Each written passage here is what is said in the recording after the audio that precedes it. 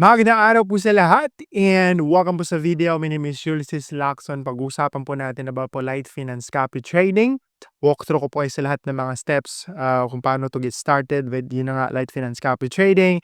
And not just that, pag-uusapan din po natin yung mga tips paano po magiging profitable na copy trader. And most importantly, kung sino din po yung mga magagandang kopyahin inside LiteFinance copy trading. Ano yung mga basihan kung bakit sila yung ikukonsidera natin at sila yung kukopyahin natin. Lahat ng yan, ayoko po sa ng oras nyo, kaya diretso na po tayo. Doon po tayo sa aking computer para mapakita ko po sa in real time, step by step. Tara! Alright, so pinakauna niyo pong kailangan gawin is pumunta po kayo dito sa copy trading page ni LiteFinance. Meron po akong iniwang link dyan sa video description or sa pin ng comments na ganito po ang itsura. LiteFinance copy trading, i-click nyo lang po yan para manood kayo dito sa mismong page kung nasan ako ngayon. Now, pagdating nyo dito, you can also read more details about LiteFinance copy trading, but since we're here and dito nga tayo to get started, paano magiging copy trader dito sa LiteFinance, ang kailangan mong gagawin next is click mo lang itong join. I-route tayo sa page na kung saan ito maglalagay tayo ng ating date of birth. Now, it's important na kung ano po yung date of birth ninyo talaga na andun sa inyong mga ID, ilalagay nyo po dito mismo. Kasi later, magbe-verify tayo ng ating account through submitting an ID. And it's important na mag-match po yung information, ano man yung details na ilalagay natin dito. And by the way, before I proceed, meron po tayong video timestamp. Sakalit meron na kayong existing account sa LiteFinance, tapos gusto nyo lang malaman, halimbawa, kung sino yung magandang kopyahin, ano yung mga tips, paano magiging profitable copy trader. Tinan nyo po yung timestamp dyan sa video description para ma-shortcut kayo sa part na ng video. Ayun na yung pinapakita ko. So yun na nga, lagay nyo lang yung date of birth niyo dito. So for example, just like that, and hit continue. At dito naman is ang yung best email, tapos gawa kayo ng password. Tapos check mo lang tong I have read and agreed the client's agreement, tapos continue.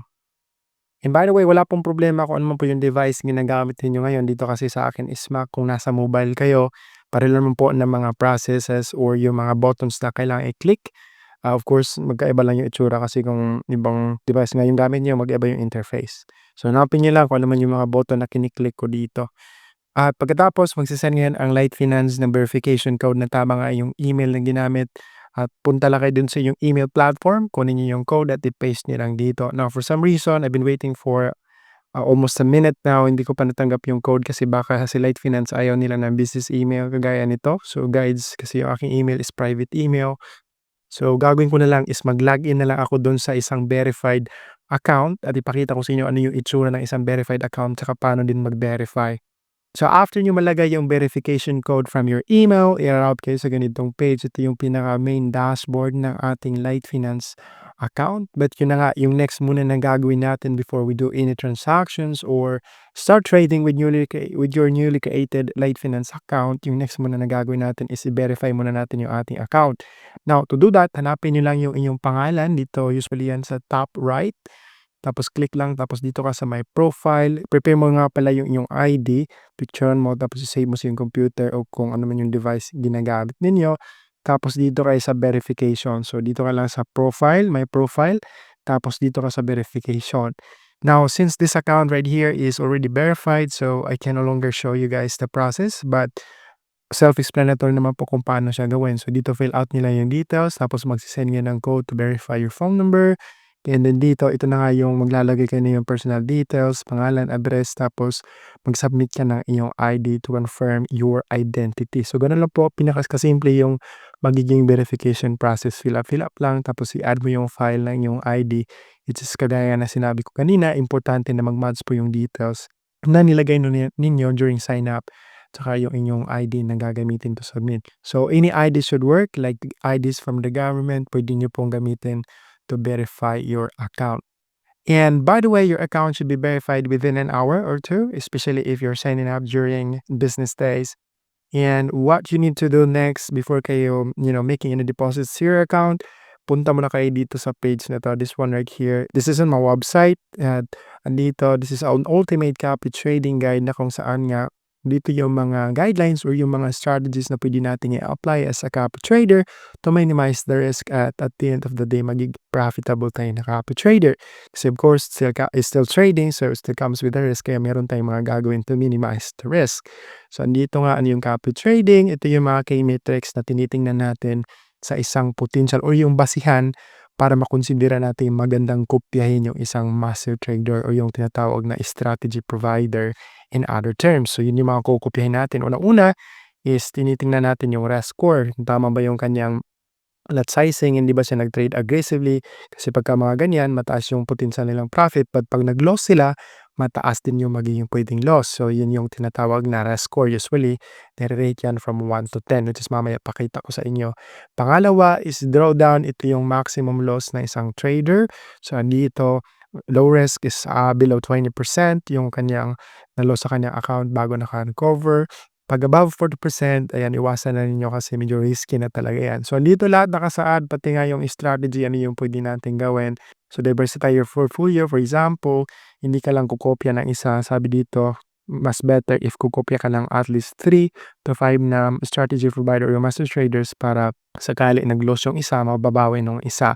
So, pwede mo ikalat yung investment into multiple baskets. Ika nga.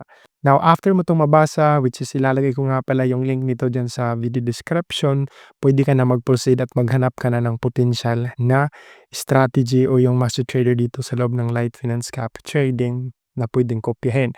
So, gagawin mo bago ka mag-deposits is of course, hanap ka muna ng potential na pwedeng kopyahin kasi meron kasi sila mga minimum deposits or minimum investment para makopya sila. So, kailangan malaman mo muna kung ano yung minimum investment sa gusto mong kopyahin para yun din yung deposit mong amount. So for example, punta tayo dito sa copy. Ito yung tab na dapat mong hanapin. Now dito, meron na actually akong in-add to my favorites kasi tapos na akong nag-hunt kung sino yung pwedeng magandang kopyahin. So this one right here, I actually have an idea who's behind it, who's behind this strategy. So alam ko na magaling na trader yon. So kung titingnan natin dito, this one right here was just 23 days old. Meron siyang assets na ito lang kasi sabi dito, maliit lang yung nilagay niya equity para pwedeng magiging available siya kahit $100 lang yung initial investment. So ito, pwedeng kahit $100 lang yung invest mo sa kanya, pwede ka na makakopya. So nakita mo yung kanyang return last March is 41.59%. Tapos this April, kasi April nga nag-record ako nitong video is April 16,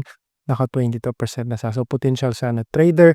At ito nga yung ibibigay ko sa inyo halimbawa na pwedeng kopyahin, which is ito din yung ipapakita ko sa inyo pag kopya kasi papakita ko sa inyo real time paano mag-deposit at paano din mag-kopya. Now, pwede rin kayo mag-search dito pagka meron kayo specific na gustong i-search. Dito sa popular, andito din yung mga matataas tapos medyo may katagalan na sa pagiging available dito for copiers. But, yun na nga, yung kadalasan dito, meron mga malalaking kailangang puhunan. So, kagaya dito, 7% yung 7 yung kanyang risk score, medyo mataas. Tapos kung gusto mo ng ano yung risk mo, mababa lang talaga, yung risk tolerance mo, pwede kang dito sa halimbawa ganito, 3% lang. But yun na nga, napakababa din ng magiging profit kasi kung halimbawa masyado siyang maliit yung kanyang mga 1% lang halimbawa yung kanyang tinitrade, every trade out of his or her equity, kaya ito yung kanyang risk score lang. So ganun lang kung paano mag-search, tapos kung meron na kayo makita, buksan nyo lang para makita nyo kung magkano yung kanyang minimum investment. Pagkatapos, you can also read more details or information about that particular trader. Now, pag gusto mo siyang i-add sa yung favorites, bago kayo mag-deposit para at least meron kayong multiple na candidates kung sino yung coding kopyahin, i-click mo lang tong star at malalagay na yan dun sa inyong favorite. Pag gusto mo na siyang kopyahin, dito ka lang sa profitability chart at dito yung copy button. At nga pala, para makita mo yung kanilang minimum deposit is dito mo siya makikita sa kanyang personal description or information about the trader. So nakita nyo dito is $1,000 po yung minimum para makopya niya siya.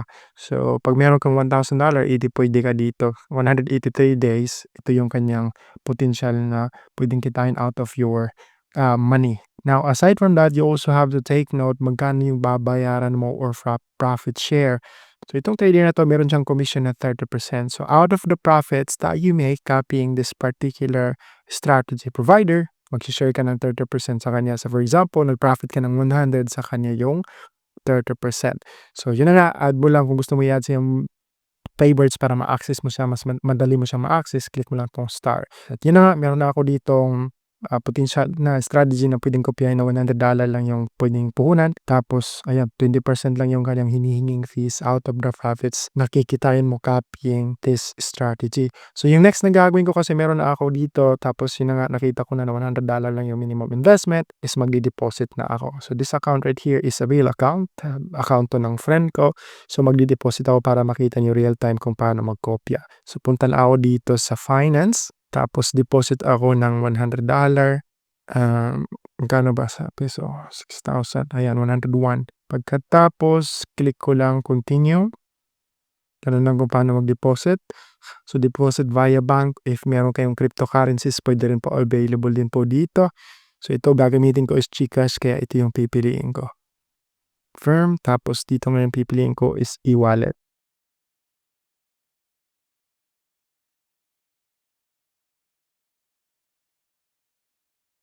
At andito successfully ang ating pag-deposit ng 6,000 pesos or $101.